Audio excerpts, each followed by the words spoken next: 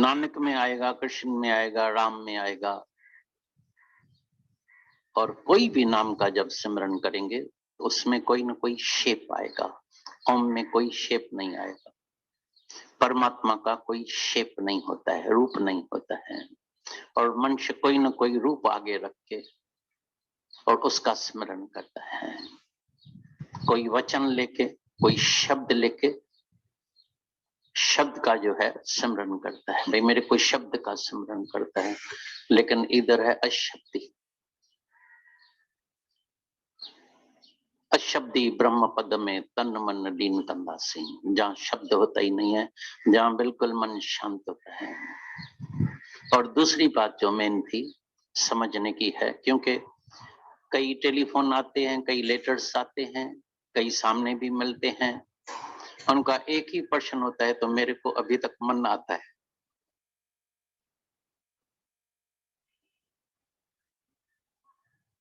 तो ये भी सुना अगर पूरा जन्म लग जाए, क्योंकि रास्ता जो है बहुत धीरज का है, जल्दीबाजी का नहीं है। और अगर पूरा जन्म लग जाए तभी समझ जाना सौदा सस्ता मिल गया है। जन्म तो कोई देता नहीं है, यहाँ तो कोई रोजाना सत्संग भी नहीं कोई आ सकता है, और उसी में आधा जन्म, ज्यादातर तो तुम देखेगा बड़ी उम्र वाले बैठे हैं, माना आधा जन्म तो पहले ही गंवा के आए हैं। बाकी थोड़े बहुत जो है जवान जवान थोड़े बहुत गिनती करने जैसे बैठे हैं, बाकी तो सब बड़ी उम्र वाले, माना आधा जन्म तो पहले ही गंवा के आए हैं। बाकी थोड़ा बहुत जो बचा हुआ है उसमें भी ज्यादा समय जो है वो माया में ही बिताते हैं अभी तक भी। और चाहिए क्या भगवान, चाहिए क्या परम शांति, चाहिए क्या मुक्ति। सौदा इतना बड़ा है, पैसा, फी है नहीं, और हीरा बहुत बड़ा चाहिए। चाहिए परम शांति, लेकिन समय नहीं देने का है, ज्यादा समय फिर भी माया में देने का है। अभी तक भी, आज भी आंखें बंद करके अपने अंदर ध्यान करना और अंदर वाले से बात करना। सुना बहुत है, भगवत गीता के पूरे 18 अध्याय याद कर दिया है, कई बार सुने हैं, एक बार पूरा हुआ, फिर रिपीट हुआ, फिर याद किया, फिर सुना। अष्टावक्र गीता भी सुनी, रामायण भी सुना, महाभारत भी सुना, सब कुछ सुना। गुरु ग्रंथ साहब भी पढ़ा। थोड़ा दिन पहले जब गुरु नानक साहब का बर्थडे था, तभी एक आदमी मेरे को मिला, बोला दादा हैरानी की बात है, खुद गुरु नानक सामने आया, खुद करके दिखलाया, खुद सामने दिखाया, मैं कैसे रहता हूं, मैं कैसे जीता हूं, तभी भी कोई नहीं सीखा। पुस्तक से क्या कोई सीखेगा। उसने तो बार बार बोला प्रभु सब तेरा, सब तेरा, सब तेरा, सब तेरा। एक भी आदमी ऐसा नहीं निकलता है, बोलते हैं सब मेरा मेरा मेरा मेरा मेरा मेरा, मेरा मर्द, मेरा धन, मेरा बंगला, मेरा बेटा, मेरा बच्चा, मेरा बच्चा बहुत दुखी है, मेरा बेटा फेल न हो जाए, मेरे मर्द को कुछ हो न जाए। प्लेन में तो गया है, कल भी एक आई, काफी बरस ज्ञान सुना है, उसकी बड़ी इच्छा है मैं जाके अमेरिका में पढ़ाई करूं। वीजा आ गई है, गवर्नमेंट से भी परमिशन मिल गई है, लेकिन बोलती है दिल में मालूम नहीं क्यों जब ये पार्लियामेंट पर अटैक होती है तो धक धक होती है, कहीं प्लेन में ऐसे तो नहीं कोई टेररिस्ट आ जाएगा और प्लेन कोई जो हर पकड़ के जाएगा, कहीं बम तो नहीं रखेगा, कहीं मेरे बेटे को किडनैप तो नहीं करके जाएगा। दिल में धक धक धक धक धक धक बहुत होती है। फिर मैं समझाती हूँ, सब समझा ही रहे हैं, मन तुम ऐसा समझो कुछ नहीं होगा। मन कैसे समझेगा, मन क्या समझेगा। ममता अंदर लगी पड़ी है, मेरा लगा पड़ा है, मन समझने की कोशिश भी नहीं करता है। कहाँ है सब तेरा, कहाँ है जगत मिथ्या, कहाँ है जगत सपना। जगत सत्य भासता है, तभी तो मेरा बेटा है, तभी तो मन चलता है, तभी तो मन सोचता है। सब प्लेन फुल जा रहे हैं, कई लोग अमेरिका में जा रहे हैं, टिकट ही नहीं मिलती है, इतना फुल है। दुबई से मेरे को टेलीफोन आया था को, मैं बोला तुम आ जाओ, न्यू ईयर है, इधर आ जाओ। बोलता टिकट ही नहीं है। बोलता है कोई, सब प्लेन फुल है, रात वाले प्लेन में भी टिकट नहीं मिलती, इतना फुल है, सब लोग ट्रैवल कर रहे हैं। कभी नींद में ख्याल भी नहीं आता है, तो उसमें मेरा बेटा नहीं है तो भले प्लेन किडनैप हो जाए, चाहे कुछ भी हो जाए, कोई ख्याल नहीं चलता है। मेरा बेटा है तभी ख्याल चलता है। देखा दुख कहां से आ गया। सिमरन कोई करता ही नहीं है, परमात्मा का सिमरन कोई नहीं करता। खेल कोई समझता ही नहीं है, सुनता बहुत है, नाटक है, नाटक है, नाटक है, नाटक है, नाटक है। तभी बोला जहां जहां तुम्हारा मन जाता है, जिधर जिधर मन जाता है, उसको लौटा के फिर परमात्मा में, फिर आत्मा का दर्शन कराओ, फिर आत्मा का दर्शन कराओ। मन को आत्मा की राह दिखा दे, मन को आत्मा की राह दिखा दे, वरना मन नहीं मानेगा। ये मन मानने वाला नहीं है। हाँ, इसमें समय जरूर लगेगा, उसकी चिंता नहीं करना। क्यों आता है, क्यों आता है, क्यों आता है, आने दे। कहाँ भी तन में कुछ बीमारी होती है तो दर्द होता है, पीड़ा होती है, जख्म होता है, पस बढ़ जाती है, पता लगता है भाई यहाँ बीमारी है, तो अच्छा है पता तो लग गया, कहीं पता ही नहीं लगे। कई बार कैंसर की गांठ होती है, पता ही नहीं लगता है, और ये जब अंदर कैंसर बढ़ गई तभी पता लगता है। बहुत देरी हो गई, पता ही नहीं लगा। अगर पता लगता है, मन आता है, तो अच्छी बात, कोई बड़ी बात नहीं है, लेकिन अभ्यास की कमी है।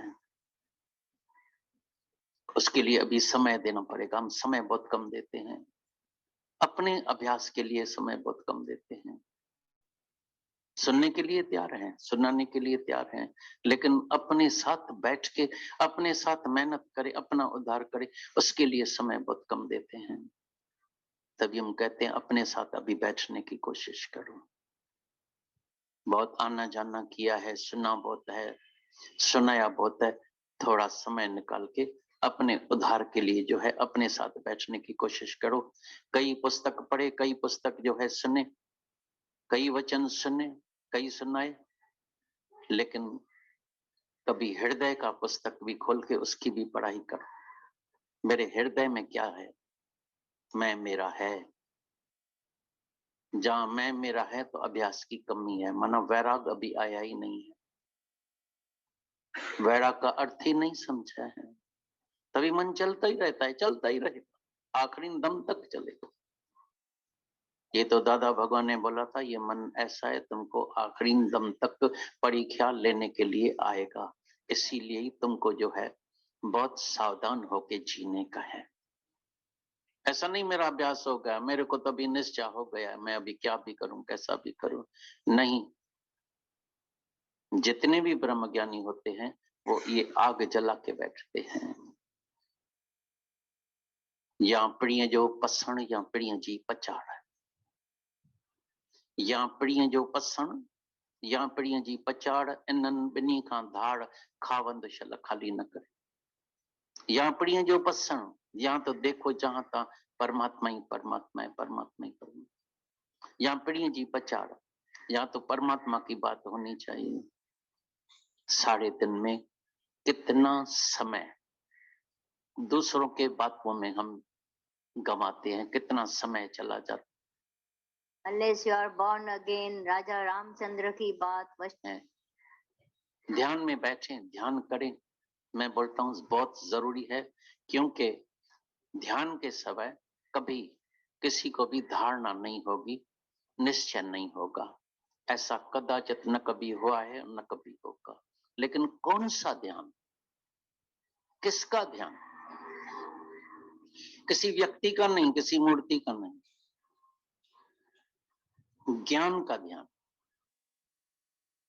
जो वचन सुने, जो सुनते हैं, जो मन से सुना, वचन सुनो, जाके वचनों का अभी ध्यान करो। ये वचन तो सुना, लेकिन सच में मैं उसमें रहता भी हूं, मेरा अभ्यास पक्का है। क्या सच में मेरे को भी जगत मिथ्या लगता है? क्या सच में मैं भी वो होगा, तुम्हारे शरीर का पवित्रीकरण होगा, पानी से, जल से शुद्धि होती है, स्नान ध्यान इसलिए सुबह उठ करके कर्म बन जाता है, नित्य नित्य कर्म। अच्छे संस्कार वाले तो नित्य सबसे पहले उठ करके वो अपने को फ्रेश करेंगे और जल्दी से स्नान ध्यान करके, पहले के तो हमारे पूर्वज लोग तो ब्रह्म मुहूर्त में ही स्नान ध्यान करने की कोशिश करते थे। 6 बजे पूर्व ही वो नहा लिया करते थे, उसको अच्छे से मल के नहा लिया करते थे। पहले जाया करते थे गंगा किनारे, तो जल से शुद्धि होती है। जल कितना आवश्यक तत्व बन गया है घर परिवार में। लोग खास आजकल टंकियां लगाते हैं, इसलिए व्यायाम करते हैं। कैसे भी 24 घंटे हमको पानी, मतलब हर वक्त शुद्धि की जरूरत है। हाथ धोने हैं, बैठना है, कुछ पहुंचना है, कुछ सब रखना है, पानी की जरूरत होती है। लेकिन कभी कभी पानी आकाश से बरसने लगे तो लचने लगते हैं। है इतना पानी, है इतना पानी कर रहे हैं सब लोग। पानी तो है, उसकी प्रकृति है, जहाँ गड्ढे होंगे वहां भर जाएंगे। तुमने गड्ढों में चीजें रखी क्यों? गड्ढों में खड़े कर दी लोगों ने गाड़ियां, तो सारी गाड़ियां डूब गई।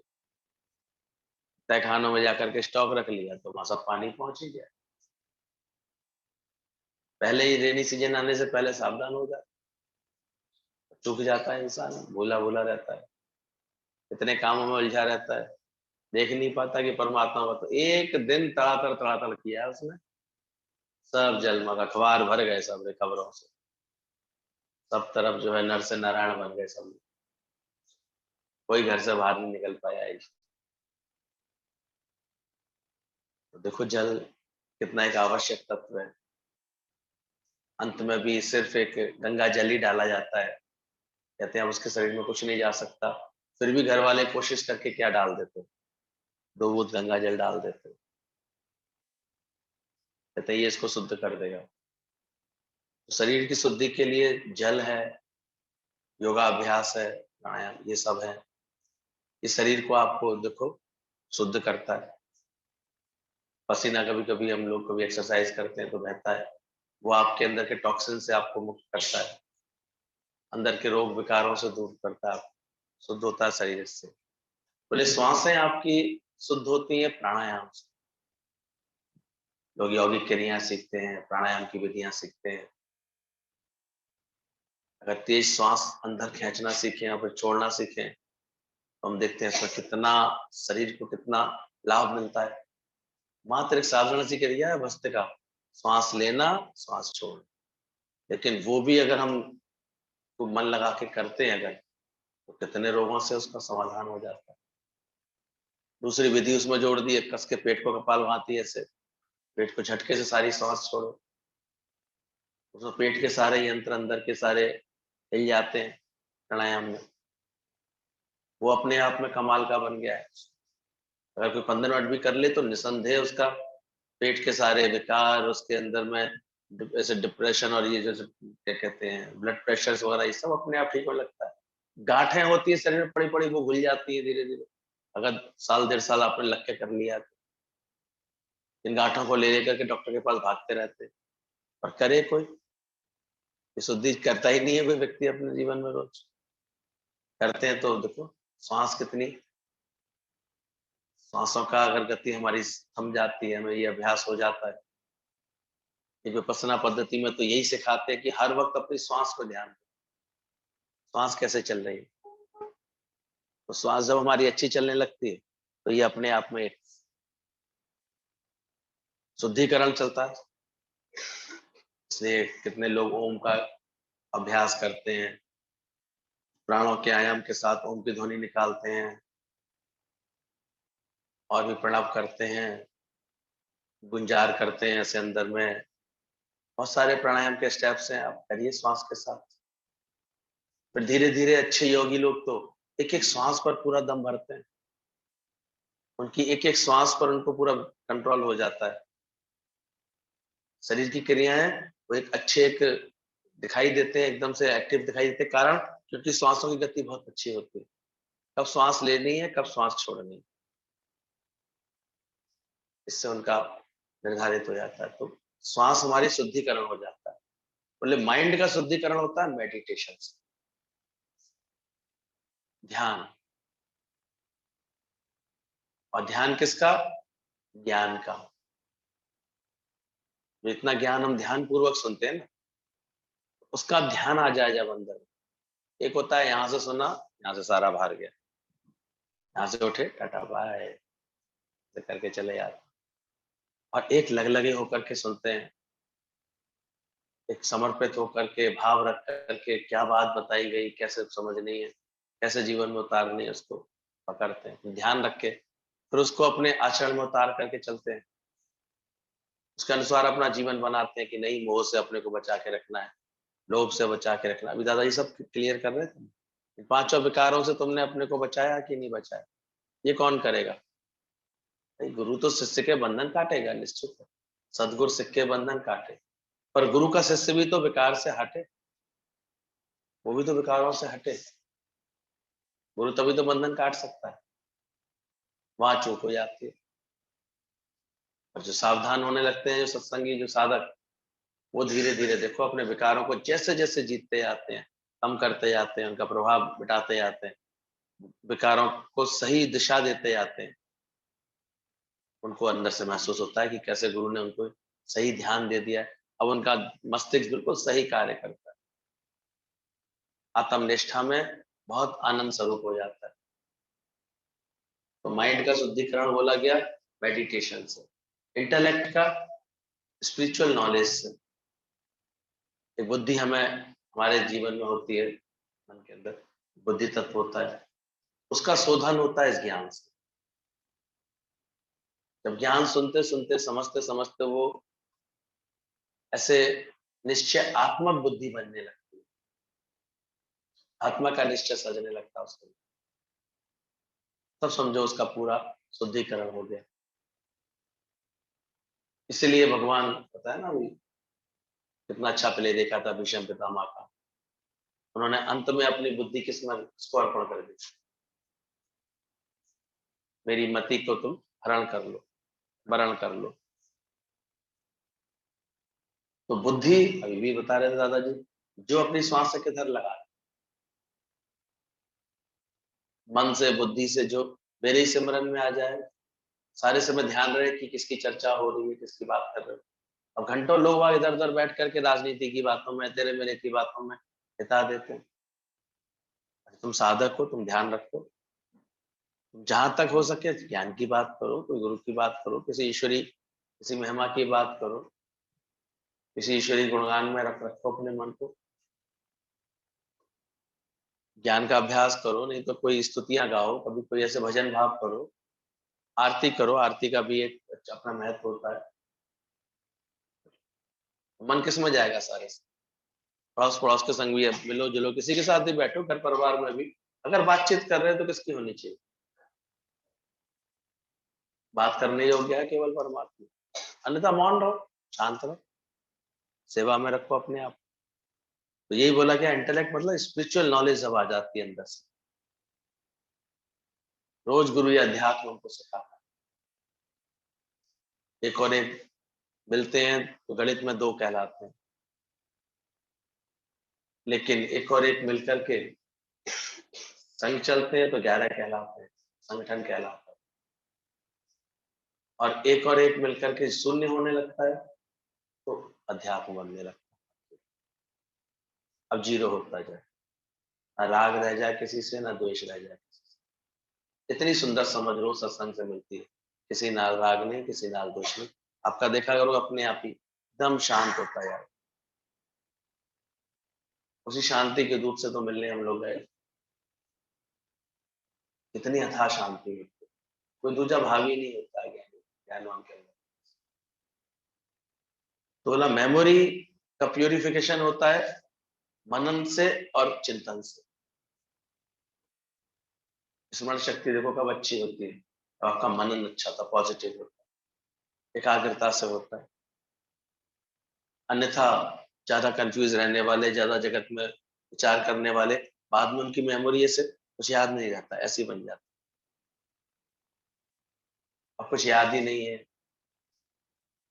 वो अम्मा इतना सत्संग जाती थी, विनोबा भावे की नानी, एक दिन विनोबा भावे ने कहा, अम्मा, नानी बड़े प्यार उनसे भी गीता सुनती थी, बड़े लगन से सुनती थी और बड़ी तारीफ करके उठती थी, बड़ी अच्छी गीता सुनाई, बड़ी अच्छी गीता सुनाई। बोले अम्मा बताओ क्या सुना? अम्मा सफाचट। सुनते समय अच्छा लग रहा था, लेकिन एकाग्रता थी नहीं, मनन था नहीं कुछ अभी जीवन में। इतने इतने दिनों से ज्ञान सुनाने के बाद कोई पूछ लेते हैं अचानक, तो ब्लैंक हो जाते हैं लोग। इतने दिन सुना, कुछ तो बता देते। तो ज्ञान क्या समझा, अभ्यास कैसा किया, कुछ तो समझ में आना चाहिए। नानी भी बिल्कुल वैसे। बोला नानी, वो समझ गए।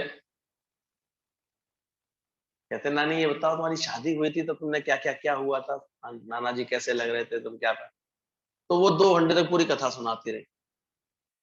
ऐसा जोड़ा पहना था, 3 दिन के लिए बारात आई थी, नाना जी ऐसे थे, सब बताते रहे। तो उन्होंने कहा देखो, वो बातें अभी तक याद है क्योंकि इंटरेस्ट है उसमें। वो बातें करती आई है ये हमेशा, वो बातें याद है। श्रवण के बाद हम मनन कर रहे हैं ज्ञान का कभी?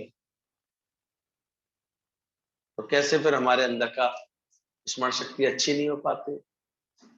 इतने अच्छे अच्छे दृष्टांत, इतने अच्छे अच्छे पॉइंट्स, इतनी अच्छी अच्छी बातें, पर मनन के अभाव में हम देखते हैं उसका रिजल्ट कुछ नहीं रहता, जीरो।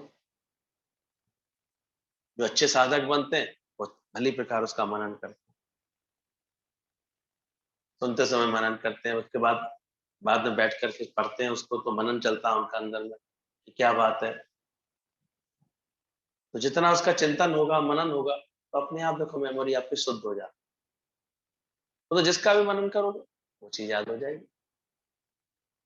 2-4 बार कोई एक बात को रिपीट कर लो, अब देखा करो कोई बात ऐसे लगता है कि हमसे भूल ना जाए, तो तुरंत एकदम मन रिवाइज कर लेता है, हाँ अच्छा ये बात है, कहनी है उसको ये बात, अब याद हो गई ना, मेमोरी में आ गई। तो ज्ञान का क्या तुमने कोई मनन किया? श्रवण तो किया, मनन कितना कर रहे हो? गुरु की आदत डलवाना चाहते हैं कि कभी भी बैठो, एकांत बैठो, अकेले बैठो, मनन इसका करो। इसलिए तुम्हारे पास हेल्प के लिए तुम्हारे पास डायरी होनी चाहिए, ये होना चाहिए, मनन होना चाहिए, इसमें शौक होना चाहिए इसका। श्रवण के साथ जब मनन होता है, हमारा चिंतन होता है, तो हमारी स्मरण शक्ति, मेधा शक्ति अच्छी हो जाती है। दादाजी को देख करके हम लोग उस दिन हैरान हो रहे थे, इतना पुराना दृष्टांत उन्होंने सुनाना शुरू कर दिया और बड़े प्रेम से सुनाया उन्होंने। सिर्फ क्या था, मन जिधर लगा हुआ है। एक व्यक्ति को लगन तो थी कि मैं भगवान के दर्शन करना चाहता हूँ, तो भगवान उसको दर्शन मिल भी गए, उसको सरलता थी उसके अंदर। कुम्हार था तो गधे थे उसके पास 4। भगवान से कहा भगवान मैं, मेरे उद्धार कर देना, मेरे को तार देना। भगवान ने कह दिया चल तू एक ही बात बार बार रटता रही हो। मन इस बात में लगा लिए। बोले क्या भगवान? बोले तार कन्हैया तार, तार कन्हैया तार, तार कन्हैया तार। इस बात को तू मनन करता रही, बोलता रही हो, ये मंत्र बना ले, बोलता रहे बोलता रहे। खुश भगवान से सुन के ये बात, तार कन्हैया तार, तार कन्हैया तार। थोड़ी देर तक तो रहा जबान पे ये, फिर जैसे ही अपने धोबियों की संगत में आके बैठा, कुम्हार वालों की संगत में आके बैठा, वो कब उसके दिमाग से स्लिप कर गया, अब 4 गधे ही हूँ, 4 4 गधे हूँ 4। वो 4 गधे उसे ध्यान में आ गए केवल। 4.5 गधे हूँ, साढ़े 4 गधे हूँ, 4 4.5 गधे, मेरे मेरे 4 गधे हैं, मेरे 4 गधे हैं, जो हमेशा हाँकता रहता था, कोई निकल नहीं। तो ये भी देखो अंदर से, क्योंकि अभ्यास जिस चीज का होगा, क्या निकलने का, याद क्या आएगी, मेमोरी में क्या है, सोचो। गुरु जी कहते थे कि मैं मरी की नहीं तुम्हारी, तब तुम्हारी मेमोरी सही होगी। बदलने लगे चीजें, अभ्यास बदलने लगे तुम्हारा, अब ये याद आने लगे, आज सत्संग क्या चला था, आज वचन कौन सा चला था, आज दृष्टांत कौन सा चला था, आज अच्छी बात और कौन सी चली थी, ये बात अगर कठिन थी आज क्लियर नहीं हुई, चलो हम इसको फिर क्लियर करेंगे, नोट करके रख लें, और कैसे इसको समझ सकते हैं, खुद भी प्रयास करें उसको समझने का। कभी हम देखते हैं ऐसे साधारण सी बात बोलने लगते हैं, कहने लगते हैं, तो हम विचार करते तो हमें खुद समझ में आता ही है। तो है क्या, हर चीज प्रैक्टिकल के रूप में अच्छी लगती है। ज्ञान विज्ञान सहित ही तो गुरु ने हमें दिया है। ये अर्जुन, ये मैं ज्ञान विज्ञान सही तुम्हें समझा रहा हूँ, यानी तुम इसको प्रैक्टिकल कैसे अपने जीवन में उतार सकते हो। केवल सुनने के लिए थोड़ी ज्ञान सुना रहा हूँ, अब बस सुन के चले जाना। उन्होंने तो बोला तू आत्मा है, पर तुमने जाना, तुमने खुद को जाना।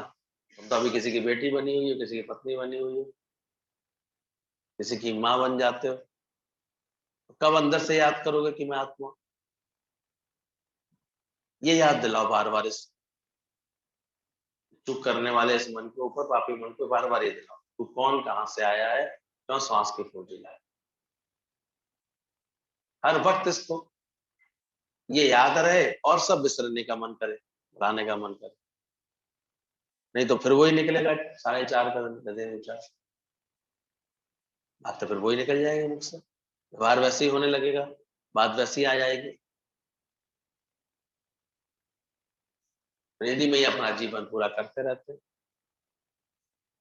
और सबके पितर जो है संतुष्ट होकर के लौट जाएंगे, खा लिया पी लिया उनके नाम पर, सबने विदा कर दिया, माँ बाप पूछ लो, ये कर लो, कल से फिर तैयारी करेंगे, अब देवी माता के दिन आ गए, अरे अपने दैवी स्वरूप को प्रकट करने के लिए क्या पुरुषार्थ कर रहे हो, वो करो। तो धर्म ज्ञानी गुरु मिला है तुम्हें, अब इसका भी कोई नहीं समझना चाहता तो क्या करे कोई, बताओ। गुरु मिला है, गुरु के अनुसार अपना जीवन बनाओ, ज्ञान के अनुसार अपना जीवन बनाओ, तो लाभ है। नहीं तो आदमी इसी चक्र में से घूमता रहता है, अब ये बना लें, अब ये दिन ये पूजा करनी है, अब ये पाठ करनी है, नहीं करे तो भ्रम, फिर गड्ढे भी तो तैयार है, लोक वासना, देह वासना, शास्त्र वासना, मन संबंधी देवता, ये सब सताने आते रहते हैं, मनुष्य दुखी करता रहता है, फिर देवता उसको सताएंगे समय समय, सपने में आकर कहेंगे अरे तू मेरी पूजा भूल गया, मंगलवार याद नहीं रखा, लगाएंगे हनुमान जी का दाव, डराता है। और जिसने ठीक से आत्म ज्ञान का अभ्यास कर लिया है उससे, वो इन चीजों से, खड्डों से पार हो जाता है। और जिसने जान लिया परमात्मा को, सत्य को जान लिया, अब क्या जानना शेष है। दुनिया में सब भ्रमित रहते हैं, पर सच्चा गुरु जो हमको सही दिशा दिखाता है, हमारी मेमोरी सही करता है। बोले ईगो हमेशा जाती है सेवा से और सर्विसेज से,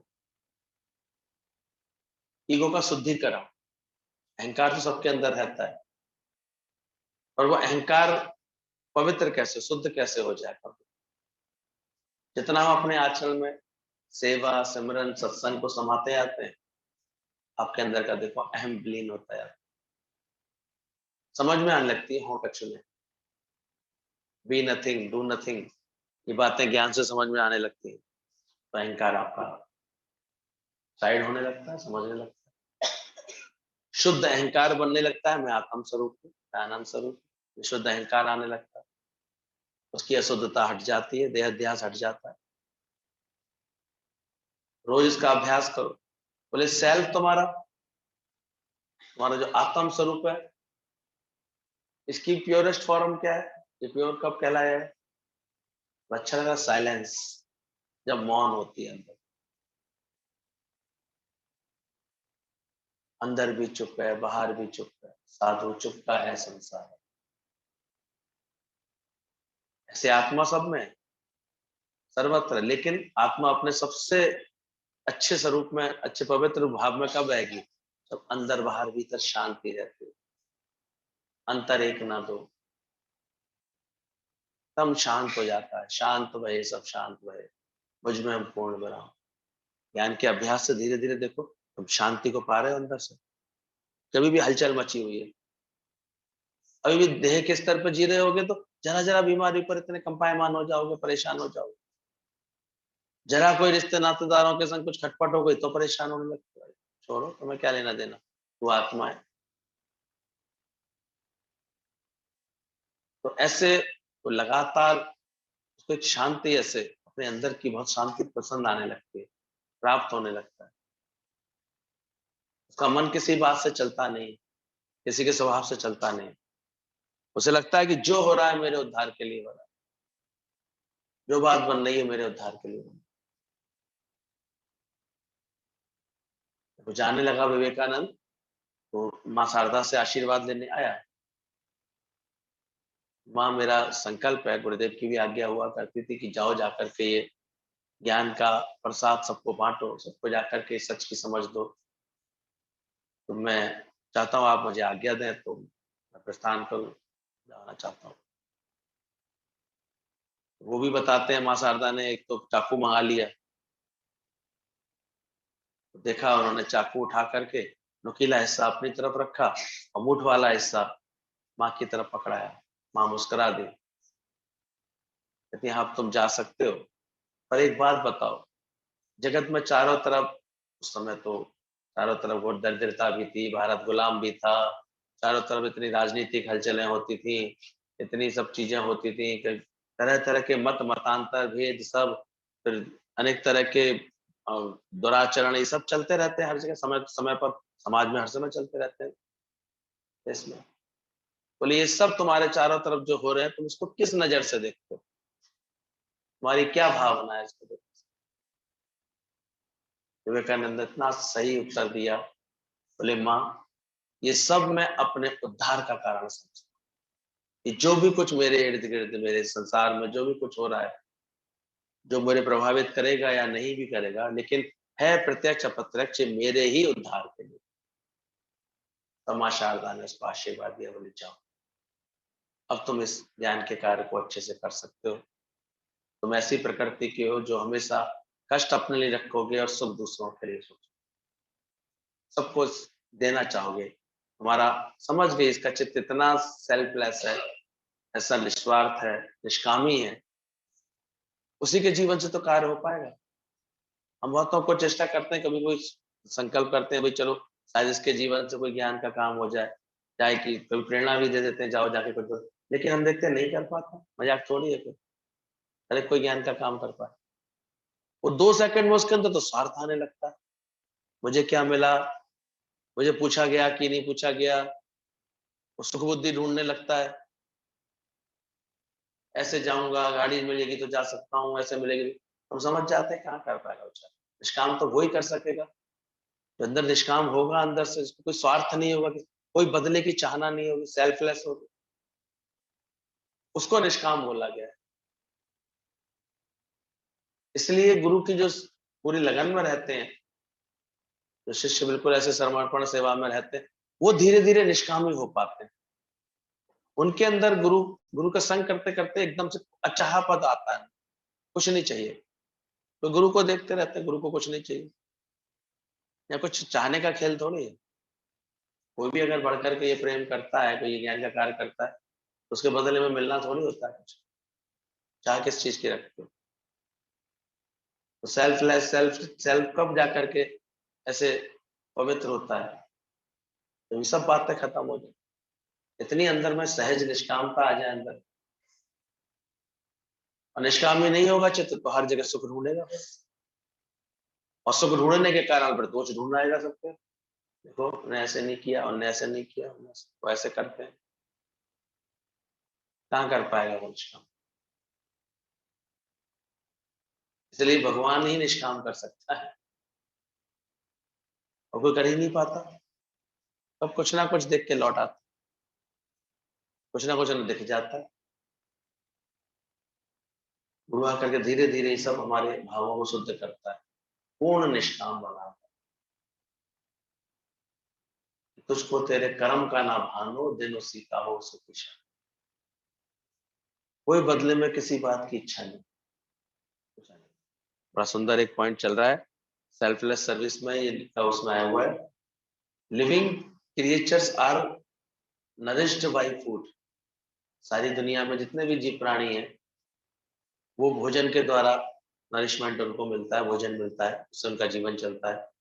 और food is nourished by rain, खाना अपने को समर्पित कर रहा है, बदले में तुमसे कुछ चाह रहा है, पूरी कुर्बानी दे देता खाना अपनी अपने आप, सारी फल सब्जियां पूरी कुर्बानी दे देता, बदले में ये चाहते हैं तुमसे कि नहीं नहीं नहीं, बल्कि तुम तो बेदर्दी से चाकू लगाते हो उसको, मसाले और छौंकते और छौंका और लगाते और ढंग से आग पर भून देते हो उसे अच्छी तरह, तो तैयार होता है, क्यों? हमारा भोजन बनने के लिए। ये प्रकृति में निष्कामता का इतना बड़ा एक उदाहरण है सामने। इतने ही भोज्य पदार्थ है, देखो निष्काम भाव से बदले में क्या चाहते। अगर तारीफ भी मिलती है तो उस बनाने वाले को मिल जाती है। जला भुना, गला तला तो टमाटर, तारीफ हो गई शेफ की, बड़ी अच्छी डिश है। कोई तो ये भी नहीं चाहते बेचारे कुछ। ये छुपे हुए होकर के कैसे निष्काम भाव से सेवा कर, और इस सारे भोज्य पदार्थों को नरिश करती है रेन, बारिश झमाझम जो बरसती है। कैसे खेत देखना, बाजरा कितना बढ़िया निकलेगा, कितने मोटे दाने निकलेंगे। बारिश करती है, उसको नरिश करती है, बिल्कुल चुपचाप, बदले में कोई चाह रही है तुमसे कुछ मांगते है। Rain itself is the water of life. Rain जो है ये लाइफ के लिए पानी बहुत आवश्यक होता है। पानी इसी रूप में आता है, देखो पृथ्वी पर लौट करके।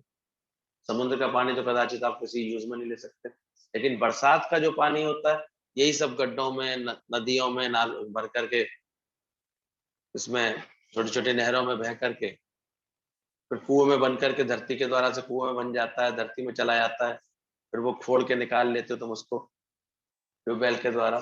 सारा पानी कौन सा काम आता? बरसात का पानी। और जल ही जीवन है, बच्चों ने जरूर पढ़ा होगा। जल क्या है? जीवन है। क्या तो ये water of life which comes from selfless worship and services। शास्त्रों में बोला गया है ये जो अच्छी बरसात कहाँ होती है? जहाँ सेल्फलेस सर्विसेज होती है। क्यों भारत एक कृषि प्रधान देश बन गया? इतनी बरसात, इतनी अच्छी बरसात होती है। तो सेल्फलेस सर्विसेज। तो घरों में भी प्रेम की बरसात किससे होगी? जो निष्कामी होंगे, जो कामना रखते होंगे, एक दूसरे से चाहना रखते होंगे, तो वहां प्रेम कैसे आ पड़ सकता है? वहां तो दंगे ही हो जाएंगे, झगड़े ही हो जाएंगे वहां तो सेल्फलेस होना ही ये बहुत बड़ी गुरु की कृपा होती है, जो हमारा चित्त धीरे धीरे ऐसा बना। और किसी किसी का हम देखते हैं अपना नेचर ही स्वभाव ऐसा होता है, तो किसी से कुछ नहीं चाहिए, वो तो ब्लिस्ड हो ही जाता है जल्दी से।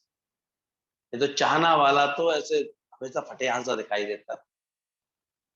मैं इतनी सेवा कर रही हूँ, किसी ने मुझे समझा नहीं, कुछ बोला नहीं, अच्छा नहीं कहा।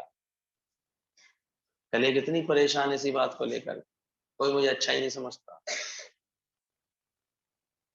कुछ दिन नहीं पढ़ रहे थे ना, दादा भगवान ने बोला कि उसने ये सब क्रॉस कर देते हैं, मेरे पति भी मुझे क्रॉस कर देता है। दादा ने सिंपल सी बात बोली, मैं होता तो उसे घुमा के प्लस कर लेता,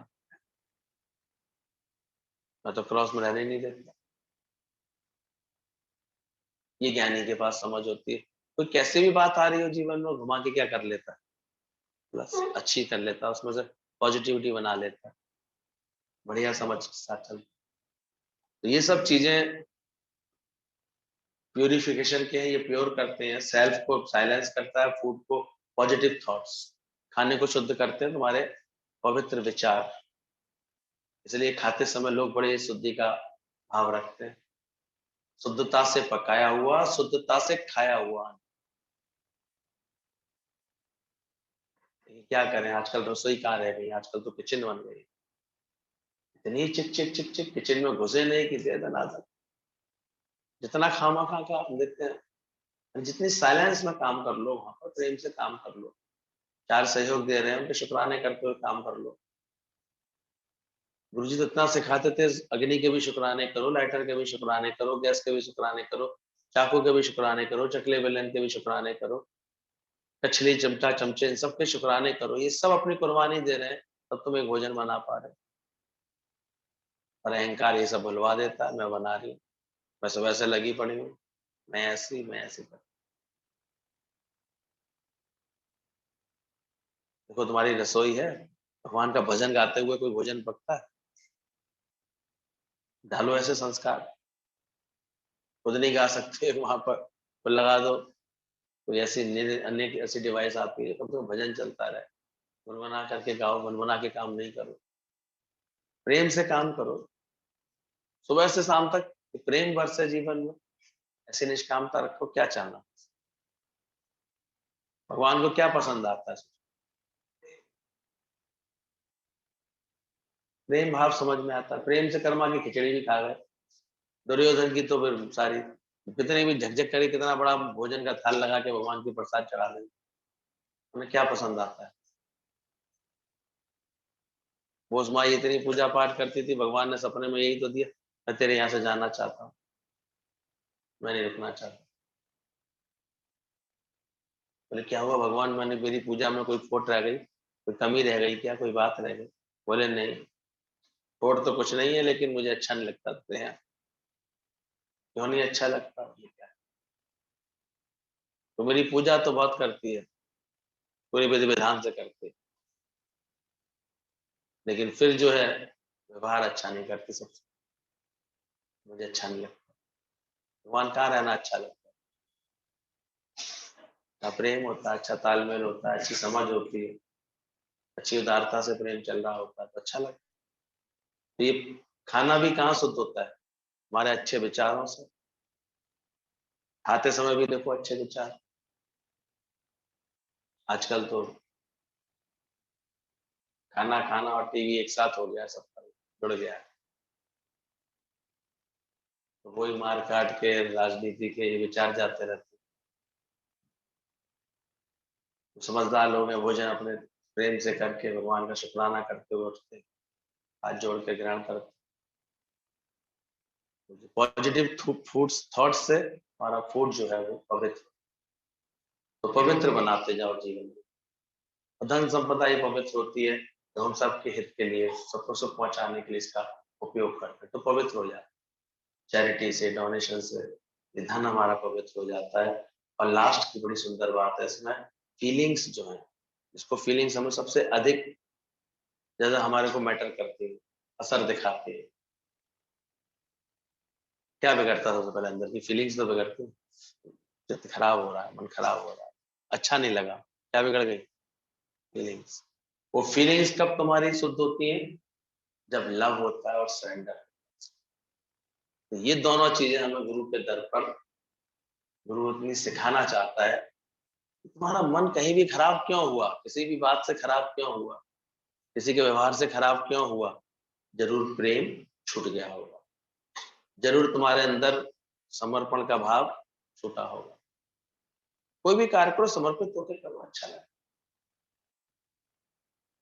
समर्पण होगा, प्रेम होगा, तो वहां देखो तुम्हारी फीलिंग्स हमेशा बहुत अच्छी। आज गुरु के दर पर जब समर्पित होने लगते हैं, प्रेम भाव से रहते हैं, तो कितना आनंद आता है। और जब एक साथ इतने सारे लोग समर्पित होके आ जाएं और इतने प्रेम से भर के आए, तो वहां क्या पंचवटी में शोभा बन रही थी, देखते ही बन रही थी। सबकी फीलिंग्स ऐसी उड़ रहे थे तो हवा। कल भी मैं देख रहा था, मैंने कि देखो दादाजी तो चुपचाप चले गए थे 16 तारीख को, उसके बाद जो सब लोग झूम रहे हैं, नाच रहे हैं, गा रहे हैं। फीलिंग्स अच्छी रखो। घर परिवार प्रेम के लिए बना है, कोई सजा थोड़ी मिली है तुमको काट रहे हो। अभी कैसे क्या कहते हैं गुरु के बच्चे, काट रहे हैं या मौज में? पता नहीं, ऐसी मुद्रा में तो नहीं आ जाते कि कट रही है बस। घरों में कोई कर्फ्यू लगा हुआ है कोई आपस में?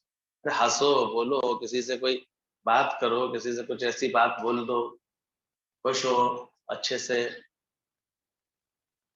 नाच करके सारे कार्य करो।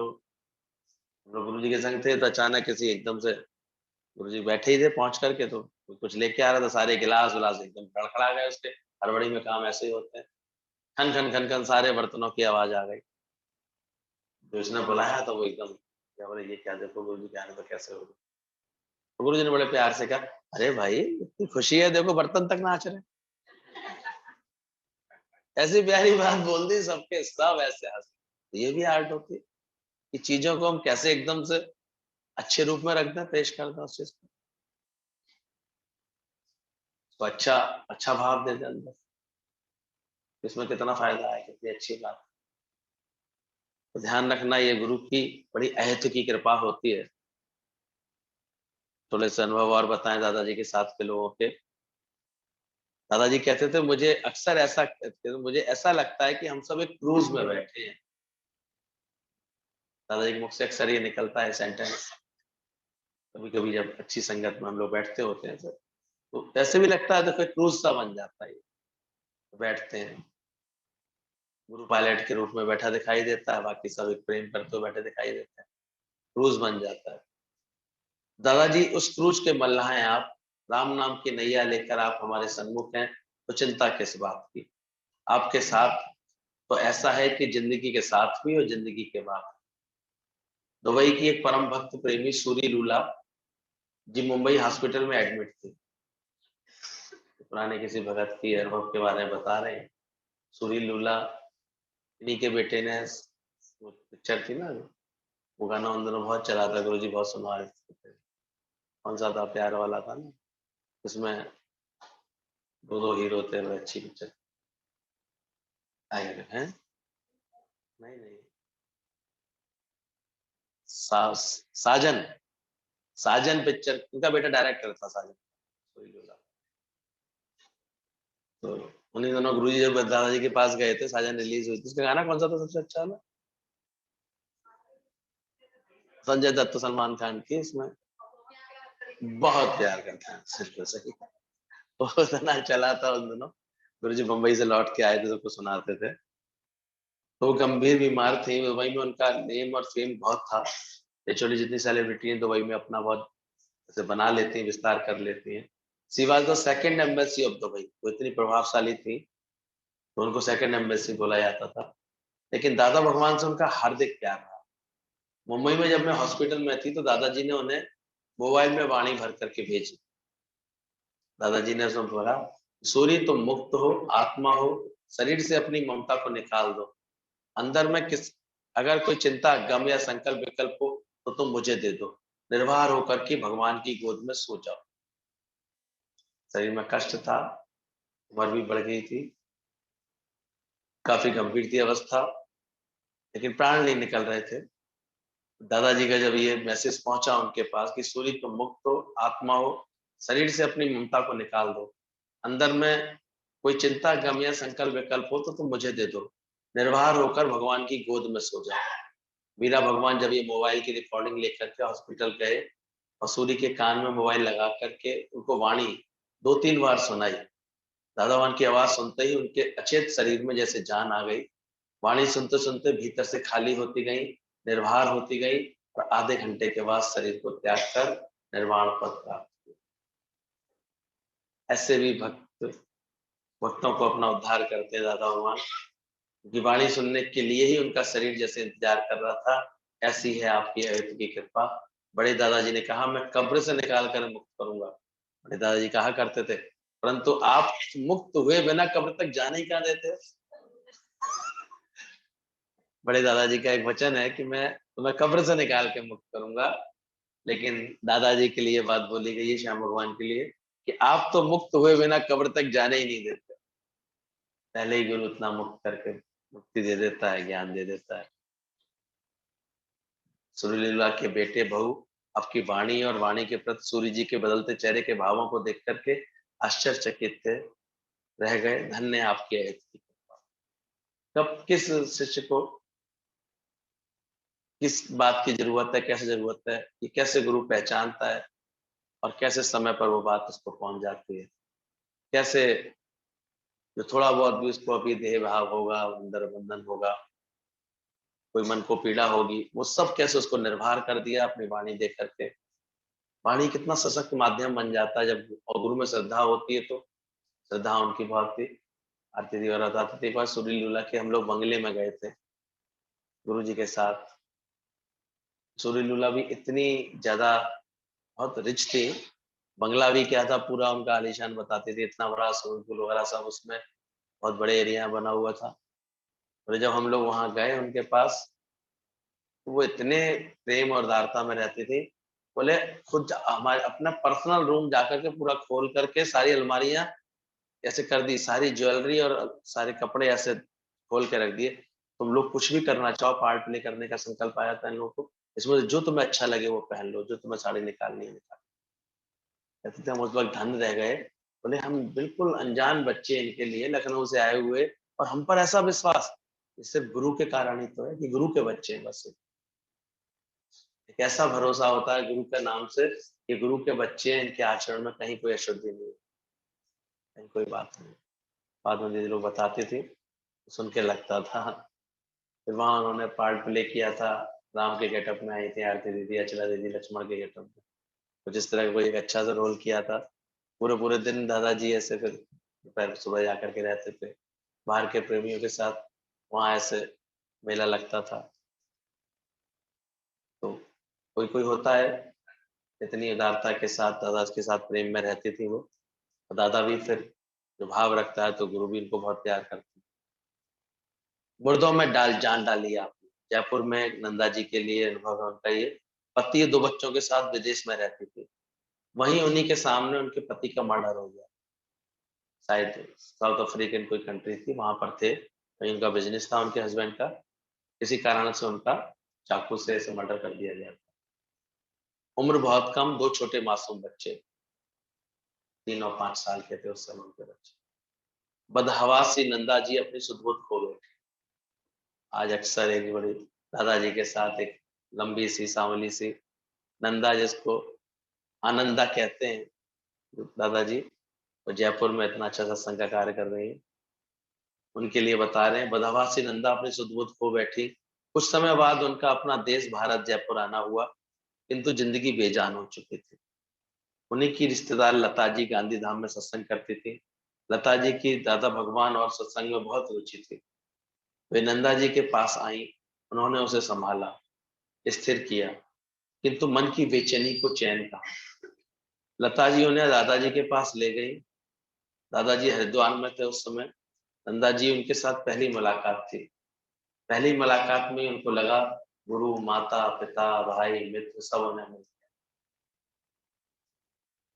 गुरु भी इतना प्रेम देता है कि करुणा से बात करता है। तो दादा श्री को उन्होंने जयपुर आने के लिए कहा। भक्त वत्सल वाला कैसे मानता, भक्त का मान कैसे नहीं करते। 2-3 दिन तक अखंड ज्ञान यज्ञ बरसा रही। बरसों की जन्मों की जुदाई को मंजिल मिल गई। किंतु जिस दिन दादा श्री वापस बम्बई जाना था, नंदा जी कुछ उदास हो गए। दादाजी ने उदासी का कारण पूछा, तो नंदा ने कहा आप चले जाएंगे, एक दिन मेरे लिए और रुक जाइए, अभी मेरा दिल नहीं भरा। दादाजी ने उसी समय अपनी टिकट कैंसिल कर दी, बोले कल नहीं है, 2 दिन रुक करके जाएं। नंदा के चेहरे पर खुशी को देख करके दादा भगवान के मुख पर मुस्कुराहट आ गई, क्योंकि उन्होंने नंदा को आनंदा जो बनाना था। छोटी छोटी हैं घटनाएं हमारे यहाँ के, ऐसा कुछ नहीं, कोई चमत्कार है, लेकिन गुरु का साथ है इतना प्यारा, कब बदल देता है चीजों को, कब मन को बदल देता है। आज वो अपना दुख भूल करके अपने जैसे कई लोगों को हिम्मत, धीरज और साहस बांटने का कार्य कर रहे हैं, और हमेशा इतना साथ करते हैं, दादा के साथ ही दिखाई देते हैं। एक वाक्य और विस्मत करने वाला है उनके। नंदा की बेटी ऋचा, वो जो छोटी बच्ची थी 5 साल की, वो फिर धीरे धीरे बढ़ती गई, बड़ी हुई, और उसकी शादी था। दादाजी को डॉक्टर्स ने ठंड से बचने की हिदायत दी थी उस समय, कि जनवरी माह में थी उसकी शादी, और डॉक्टरों ने ठंड से बचने की बात बोली थी, और शादी की डेट निकल आई जनवरी की, और वो भी उत्तर भारत की ठंड, जयपुर की ठंड बहुत होती है। ऋचा भगवान दादा श्री को अपना माता पिता भाई मित्र सब कुछ मानते थे। धीरे धीरे बच्चे भी इसी संस्कार में ढल जाते हैं, जब इतना प्यार मिलता है। जब भी दादाजी जयपुर जाते थे, उसी के घर में नंदा जी घर में ही रुकते थे। भले कोई इतना विशेष घर नहीं था, लेकिन चूंकि किसी का समर्पण भाव होता है तो गुरु तो वहीं पैर पड़ते हैं, वहीं वो इतना इंतजाम करके, बीज दुकान वाला एरिया होता है, वहीं पर सब दादाजी का मेला लग जाता था। 2-4 बार हम लोग भी जयपुर गए हैं। दादा भगवान को अपना माता पिता भाई मित्र सब मानते थे। का संकल्प था कि दादा भगवान की उपस्थिति के बिना ये कार्य संपन्न नहीं हो सकता। दादाजी ने अपना वायदा निभाया, शरीर डॉक्टर सब पीछे रह गए। जब गुरु फिर अपनी भाव में प्रेम में देने में आता है ना, तो फिर सब चीजें पीछे हो जाती हैं। कड़कड़ाती ठंड में दादाजी वहां पहुंचे। सूरज देवताओं ने भी भयंकर पहरे से निकल करके दादाजी का स्वागत किया। मीरा भगवान को प्रणाम किया, जयपुर में रहे सूर्य देवता आपकी सेवा में हाजिर है। अक्सर हम कभी कभी प्रेम देने आता है तो प्रकृति अपने आप सहयोग करती। प्रकृति आपकी दासी है। समस्त मांगलिक कार्य दादाजी की उपस्थिति में हुए, मीराबान की उपस्थिति में हुए। ऋचा अमन को आशीर्वाद मिला। ये करुणा का क्या बखान करें आपकी। भगवान श्री कृष्ण द्रौपदी के पुकारने पर जाते थे, परंतु आप तो भक्त के संकल्प मात्र से पहुंचकर अपना कार्य किए। धीरे धीरे भक्त भी इतना समझदार हो जाता, पुकारता नहीं है, वो जानता है। ऐसा नहीं हुआ कि बहुत जिद की होगी इन्होंने। ठंड के दिन में शादी निकली है, अब दादाजी को इस ठंड में कैसे बुलाएं। सब लोग आस दादाजी के संग रहने वाले, ये बात आई रही होगी कि डॉक्टर्स ने मना किया है, ठंड में ऐसे नहीं ले जा सकते दादाजी। तो एक संकल्प करके तो बैठे थे, लेकिन अगर भक्त है कोई सच्चा, उस संकल्प को भी गुरु पानी फिर दे देता है। संकल्प से काम पूरा हो जाता है, पर होना चाहिए समर्पण सच्चा। देखिए प्रियंका गांधी की सास इंदिरा वडेरा, मुरादाबाद। सोचो कहाँ तक दादाजी के पैगाम पहुंचे हैं, किन किन तक पहुंचे। पढ़ रहे हैं तो पता लग रहा है। सन 2007 दिसंबर का महीना, आप हल्द्वानी से मुंबई जा रहे थे। ट्रेन मुरादाबाद स्टेशन से होकर के जानी थी, किंतु ट्रेन लेट हो गई। इस बीच मुरादाबाद के प्रेमियों के अनुरोध पर आप मुरादाबाद आए। रात्रि के 8 बज चुके थे, किंतु वहां के प्रेमियों की पुकार सुनी, वहां सत्संग हुआ, मुरादाबाद की धरती तृप्त हुई। भोजन करते 10 बज गया, गाड़ी और लेट होती गई। इस बीच एक प्रेमी डिम्पी ने आपसे निवेदन किया कि मेरी माँ इंदिरा वडेरा, रावट वडेरा की चाची और प्रियंका वडेरा की सास आपकी बहुत बड़ी भक्त है, नित्य सत्संग आने वाले प्रेमियों में से है। उनके घुटनों में बहुत तकलीफ है, ऑपरेशन के कारण वे आपसे मिलने नहीं आ पा रही है, किंतु प्रतिपल आपकी राह देख रही है। इतना दादाजी कान में डाल दिया।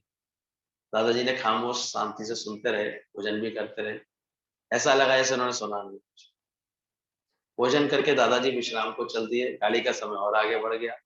12 बजे दादाजी विश्राम से उठे, दूध पिया। ट्रेन का टाइम नजदीक आता आ रहा था। प्रेमी ने दादाजी को कहा कि समय कम है। दादाजी ने उत्तर दिया, ट्रेन तब तक नहीं जाएगी जब तक हम स्टेशन नहीं पहुंचे। ऐसा विश्वास होता है ब्रह्म ज्ञानी का। सामने का व्यक्ति आश्चर्य में था कि क्या करें, किंतु दादाजी का अदम्य आत्मविश्वास, त्रिलोकी के नाथ जो ठहरे। कार में बैठे, स्टेशन पहुंचने के लिए रास्ते में कार रुकवा दी। कहा वडेरा जी जिसकी तबीयत खराब है, जो मिलने नहीं आ सकी, उसका घर कहाँ है, कार वहां ले चलो। और घोड़ा मुड़ गया। कार में बैठे सभी लोगों की हालत खराब की, पहले से ही लेट हो चुके हैं। अब उनके घर गए तो पता नहीं क्या होगा। स्टेशन पता किया, अभी 15 मिनट और लेट हो गई है। इंदिरा वडेरा भी रात के 12:30 बजे भी दरवाजे पर टकटकी लगाए वो वहीं बैठे। ऐसे ही नहीं गुरु खिंचता किसी से। ये नहीं कि वो वडेरा थी इसलिए चले गए, उसका भाव था इतना जबरदस्त। भाव वाले पावे नहीं दर्शन को। दादाजी रात के 12 बजे उसके पास, 12:30 बजे उसके पास पहुंच गए। टकटकी लगाए बैठी थी। विश्वास था कि गुरु मेरे जरूर आए। ये भी देखना, भाव है, प्रेम है, चाहते हैं, लेकिन फिर कारण आ गया। अब ठीक है, कोई बात नहीं, नहीं आए तो कोई बात नहीं, हमने अपना संकल्प छोड़ दिया। घोड़ा वहीं से मुड़ जाता है। भावना कितनी है अगर हमारे में। 2 बार दादाजी ने यहाँ आकर के जो कृपा बरसाई, 2-3 बार, इसके पीछे कैसे वो संकल्पों से एक खेल होते थे, क्या उन्होंने कृपा बरसानी होती थी, तब गुरु के घोड़े मुड़ मुड़ करके आते थे। चलो फिरोजाबाद फिर से हो जाओ आवाज। गुरु को विश्वास था गुरु आएंगे अंगना। दादाश्री वहां पहुंच करके मध्य रात्रि की बेला में आशीर्वचन दिए, मनुष्य जन्म कीमती है, इससे अपना कार्य पूरा कर लो। भजन भी सुनाया, तेरे चरणा विच रहा हूं। रात्रि को बज के 12:45 पर वडेरा की आंखें अश्रुपूरित थी। उनकी मनोदशा देखने वाली थी। बाद में उन्होंने अपना अनुभव सुनाया कि मैंने 100 सूर्यों का प्रकाश एक साथ देखा है। धन्य है वडेरा की भक्ति, धन्य है दादाजी आपका स्नेह, बंधन है बंधन। ऐसे न जाने कितने समय समय पर, कितनों के तो जिन्होंने अनुभव अपना लिख दिया है अच्छे से, तो उनका तो पता भी है। तो चलते फिरते ब्रह्म ज्ञानी सबके जीवन को ही खुशियों से भरता है, क्योंकि निष्काम है, उनको तो याद भी नहीं कि कब क्या हो गया, कैसे हो। ये तो हमारे सामने की बात है। हम लोग जब पहली बार अहमदाबाद गए थे दादाजी के पास, तो एक सेवक भैया थे, उनके बेटे की शादी थी, तो उन्होंने सबको बुलाया था। तो दादाजी ने उस समय हमको भी बुला लिया था। मीराबा ने इशारा कर दिया था, गौरव आना चाहो तो अहमदाबाद आ जाओ। हम लोग पहुंचे थे उस समय, सत्संग की सारी व्यवस्था थी। इत्तेफाक से नरेंद्र मोदी जी ने, गुजरात के मुख्यमंत्री थे, गुजरात पर्यटन को बढ़ावा देने के लिए फिल्म अभिनेता अमिताभ बच्चन जी को की मीटिंग हेतु उसी होटल में ठहराया था। बड़ा इत्तेफाक था। हम लोग अचानक ही हम लोग खड़े हुए थे और एकदम से लिफ्ट के दरवाजे खुले, अमिताभ बच्चन सामने खड़े हुए कि ये कहाँ से आ गया। हाँ, हाँ। हालांकि वो सब मोमेंट्री था, वो एकदम से पास हो गए। श्री अमिताभ बच्चन के होटल में ठहरने से पूरे सत्संग में फैल गई। अमिताभ बच्चन होटल में आए थे, उस दिन सुबह पाए गए वो होटल में। तभी किसी प्रेमी ने दादाजी से पूछा, दादा आप कहें तो आपको अमिताभ बच्चन से मुलाकात करवा दूं? लेकिन दादाजी का उत्तर सुनने योग्य था। उन्होंने अपनी आत्मिक खुनकी के साथ जवाब दिया, मेरे पास किसी स्टार का क्या काम, मुझे किसी स्टार से क्या काम है, मेरे पास किसी स्टार का क्या। यहाँ रूह का रूह से मिलन कराया जाता है। यदि अमिताभ को भी आत्मा का साक्षात्कार करना हो तो वो चलकर मेरे पास आ जाए। ऐसा रूहानी मतलब ज्ञान की सही समझ होती है तो कहीं कोई संसारिक चीजों के भी कोई आकर्षण रह नहीं जाता है। मैं अपनी आत्मा की खुशी छोड़कर किसी से मिलने क्यों जाऊं? यह उत्तर सुनकर के सभी प्रेमी निरुत्तर हो गए। साथ में सभी प्रेमियों को डांट भी पड़ी कि आप यहाँ अमिताभ को देखने आए हैं, आत्मोद्धार के लिए आए। सब हमारे सामने की बातें थी। लग तो रहा था सबको कि भाई इतना बढ़िया मौका है, ऐसी होटल में वो ठहरे हुए हैं, लेकिन वो अपनी फिर मीटिंग मीटिंग में रहे, फिर बाद में कोई पत्ती खाई नहीं उसके बाद। और हम भी 2 ही दिन रुके थे सब लोग। समझे? ऐसी ब्रह्मज्ञानी की निष्ठा होती है, उसकी समझ होती है, उसे इन सब चीजों का कोई आकर्षण रह नहीं जाता है। जब समझ आया कि इंद्रियों की चंचलता होगी तो ज्ञान कैसे लेगा, सभी को फिर अपनी गलती का एहसास हुआ। छोटा सा और सुन लो। दादाजी का मूलभूत स्वभाव सदैव प्रसन्नचित्त रहने का था। इसी स्वभाव के अंतर्गत वे चाहते थे बच्चे सदैव खुश रहें और चाहूं और खुशियां ही बिखेरें। एक बार की बात थी, एक सज्जन सत्संग में आकर के बैठे, लेकिन उनका मन बिल्कुल भी एकाग्रचित नहीं हो पा रहा था। बार बार मन न चंचल में आ रहा था, कभी भीतर आ जाते, कभी बाहर चले जाते। दादाजी ने उनकी ऐसी व्याकुल अवस्था को देखा तो तुरंत पूछा, तुम परेशान क्यों हो? क्या तुम्हारे चक्कर के जहाज डूब गए हैं?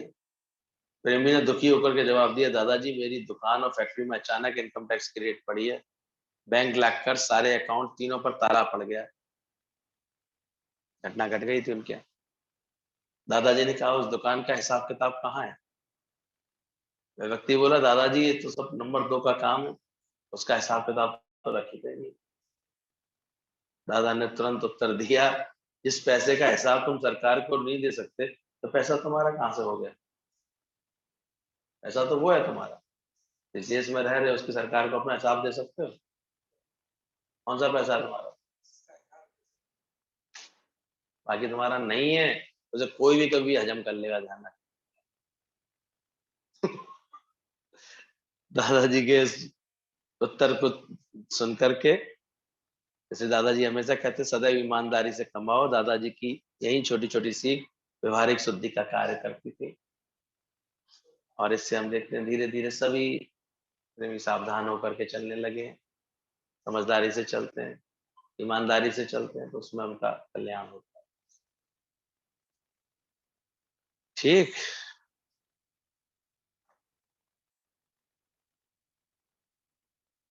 हम्म।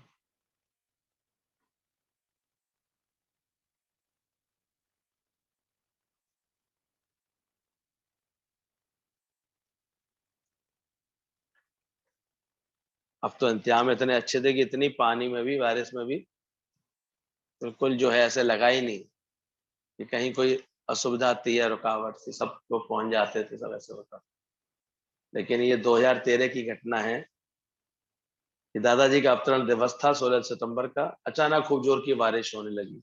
खूबसूरत पंडाल जो उत्सव के लिए तैयार किया गया था पूरा तालाब में हो गया। उसके बाद से तो 13 के बाद से तो फिर सुधार दिया था, नीचे उठा करके बनाने लगे थे, लेकिन तब ऐसा नहीं था, तो पूरा बारिश में ऐसे हो गया।